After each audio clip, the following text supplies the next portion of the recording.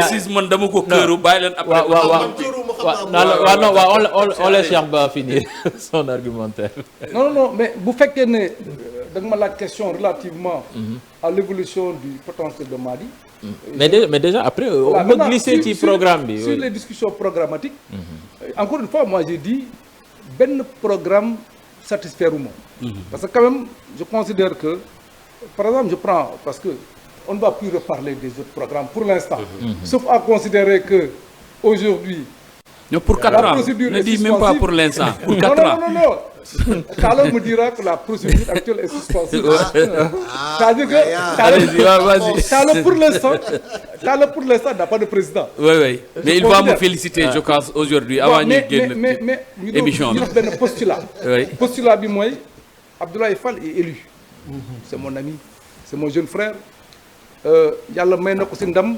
Yàlla na yàlla lawal ndam loolu ci gestion ak pour le football Sénégal yàlla na ko yàlla lawal donc je le félicite et comme je félicite aussi ces valeureux candidats qui sont des passionnés de football qui sont des amoureux du football sénégalais et qui sont battus man fekkee naa maa de bi muy defal trèfle yi et cetera man fekkee naa j'étais là bi ñu inauguré foofu j'étais là en 2013 j'étais là dem naa ba foofu fa la fekkee naa inauguration bi donc yàgg nañu mën a wax moom comme ni ma yàggee Augustin Ablaye Fall c'est mon jeune frère on a fait l'administration ensemble je le connais très bien il a été aussi un commissaire à la CDC très rigoureux nag moom bu ma waroon dal dafa doon dal biir commission boobu mais ce que je disais c'est-à-dire que je prends le cas de votre candidat il faut partir d'une situation de référence Ablaye l'a répété et l'a rabâché nee na xamul dara ci finance fédération te moo jiite woon commission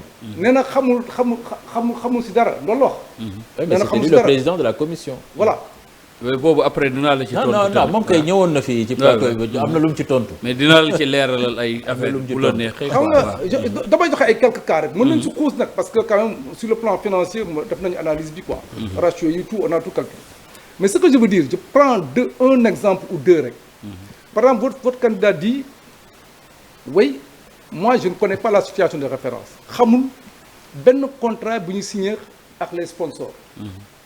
Mais si vous regardez le bilan, nee na mais mu ne dina financer football bi avec les sponsors.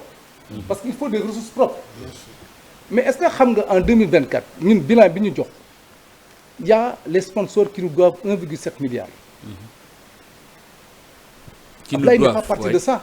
Pour nous dire comment il va faire le recouvrement et pourquoi il y a cette dette, cette créance du moins sur les sponsors. Donc si on compte sur ces sponsors-là, je pense qu'il y a problème. Parce qu'il dit qu'il va partir de l'existant. Il sait qu'il y a des sponsors et ces sponsors-là, sauf à me dire qu'il va renégocier les contrats. Ça c'est évident. Ouais, mais dama lay expliquer benn affaire. Xam nga le premier chantier de Ablaye Fall lan la. Son premier chantier c'est quoi à votre avis? Non, là pour le moment c'est non, le premier chantier d'abord il faut faire la situation. Non, c'est pas ça le premier chantier. Oui, allez-y. Le premier chantier de Ablaye Fall c'est la qualification à la Coupe du Monde. OK. Si Ablaye Fall ne qualifie pas l'équipe nationale à la Coupe du Monde, ce sera la catastrophe. Allez-y. Or j'ai ouï dire déglu naa Augustin mu ne Sénégal bu muy football à Angleterre am na ñoo xam ne ñoon ñaan ñu perte. Ça veut dire que il va faire face à l'adversité pour cette qualification-là. nga bëgg ko nga bañ ko ñu wax ko ñu bañ ko wax. Il y a des gens peut-être qui vont se battre par tous les moyens, vous savez de quoi je parle, pour qu'on ne réussisse pas peut-être. Pourquoi je le dis? Parce que boo xoolee programme c'est un cercle vertueux qui peut être vicieux. C'est-à-dire il faut que le football soit attractif pour générer du sponsoring et pour générer de la billetterie dañuy wax dëgg. Il faut que ce soit attractif. Mais attractivité boobu li koy indi mooy équipe nationale parce que sponsor yi c'est pas des philanthropes les gens là ils vont pas vous financer parce que tout simplement vous êtes beau ou vous êtes gentil. C'est ça. Non, ils vont vous financer parce que le football attire du monde. Donc si l'équipe nationale ne se qualifie pas ou ne gagne pas la CAN il y aura problème.